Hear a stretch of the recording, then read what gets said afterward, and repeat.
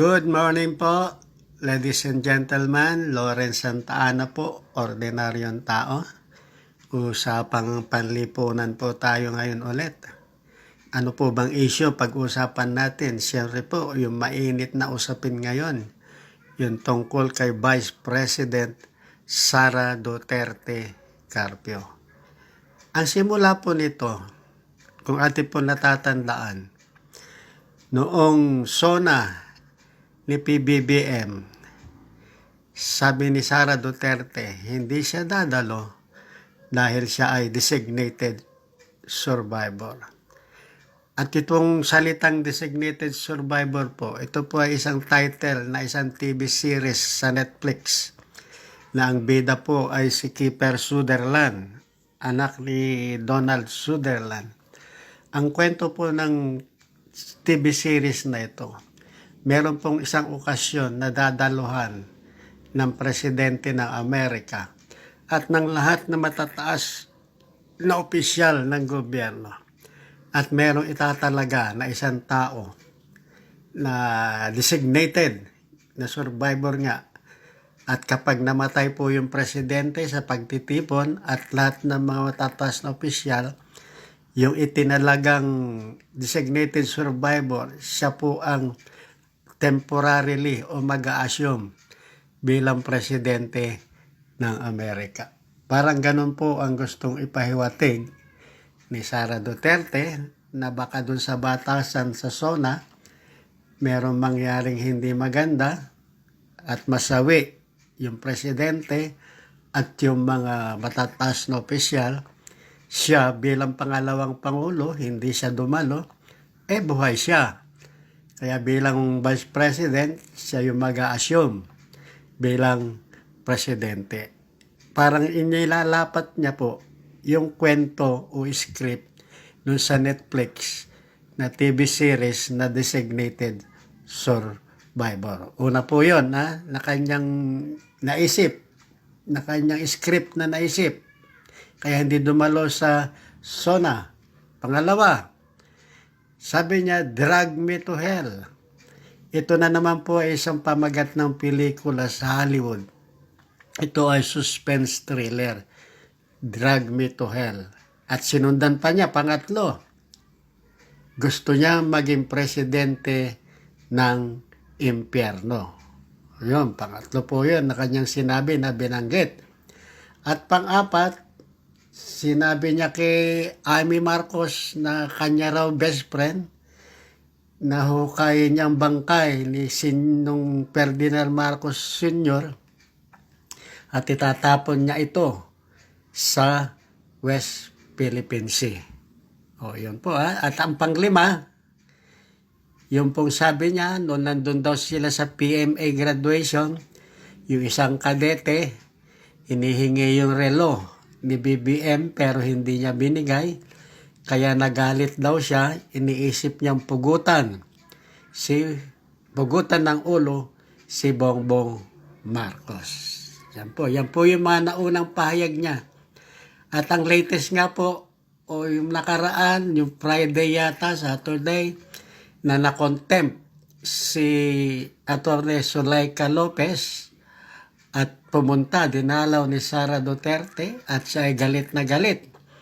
Pinagmumura niya si Martin Romualdez, pinagmumura niya si First Lady Lisa Marcos, pinagmumura niya si Bongbong Marcos. At sinabi pa niya, meron na raw siyang nakausap na hitman na papatay kay Bongbong Marcos, papatay kay Lisa Marcos, papatay kay Martin Romualdez. At sinabi pa niya doon sa hitman na kapag namatay siya, huwag titigil ang hitman na ito hanggang hindi niya napapatay si Martin Romualdez, si Lisa Araneta at si Bongbong Marcos.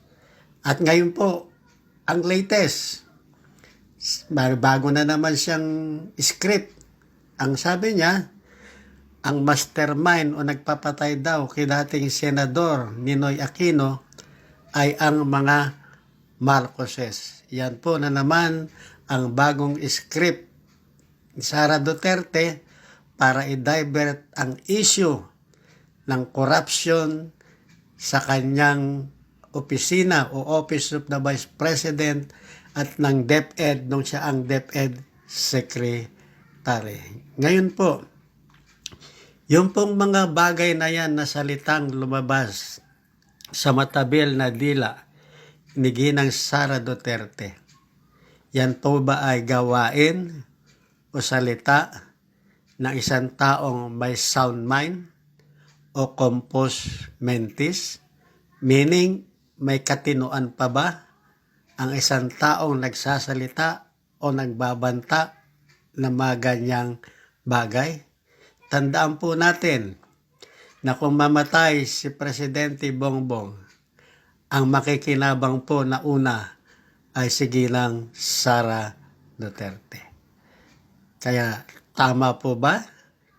Isipin po ba natin na nasa tamang kaisipan pa si Ginang Sara Duterte? Para sa akin, bilang isa sa 113 million na taxpayer, hindi na po katuwa-tuwa ang mga pinagsasabi ni Ginang Sara Duterte. At sa aking obserbasyon, siya po ay may criminal mind.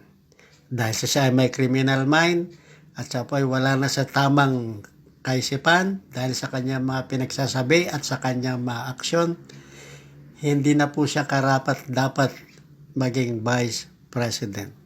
Kaya dapat na po siyang impeach. Dapat meron pong gumawa na grupo o tao na article of impeachment o talaan ng impeachment, talaan ng mga paglabag tulad ng betrayal of public trust, culpable violation of the Constitution, at yung panghuli nga na mukhang hindi na siya fit sa kanyang pag-isip. Siya ay mentally incapacitated para manatili pang Vice President ng Republika ng Pilipinas. Kaya dapat nang i-impeach, hihain ang article of impeachment sa Kongreso, endorso na isang congressman, i-endorso niya sa Committee on Rules, ang Committee on Rules ibibigay niya sa Committee on Justice. Committee on Justice, titingnan niya kung sufficient in form, sufficient in substance. Kaya kung sapat na po ang sustansya nito at forma nito, idadala po sa plenary, pagdedebatehan. At sa pamagitan po ng boto na 1/3, pag nakuha po yung 1/3, ibabangbang na ni Speaker yung kanyang martilyo at kanyang aprobahan ang article of impeachment at ipapadala sa Senado at doon lilitisin si Sara Duterte. At ang mga senador, sila ang uupo bilang mga hukom at doon bibigyan si Sara Duterte ng due process, angkop na pagdinig, angkop na proseso para kanyang ipaliwanag o kanyang kontrahin yung mga ibinibintang sa kanyang pagkakasala na betrayal of public trust, culpable violation at mentally incapacitated bilang Vice President. Ganyan po ang dapat mangyari kasi kahirap po, delikado po na kapag si Sara Duterte ang naging presidente, malamang sa hindi, mas masahol pa siya kaysa sa kanyang ama kapag siya ang naghahari-harian o nagreyna-reynahan. Yan lamang po, ito po ay isang paliwanag.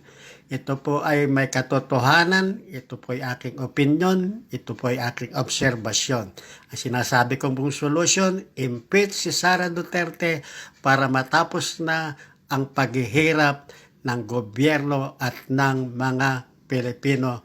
Maraming salamat po.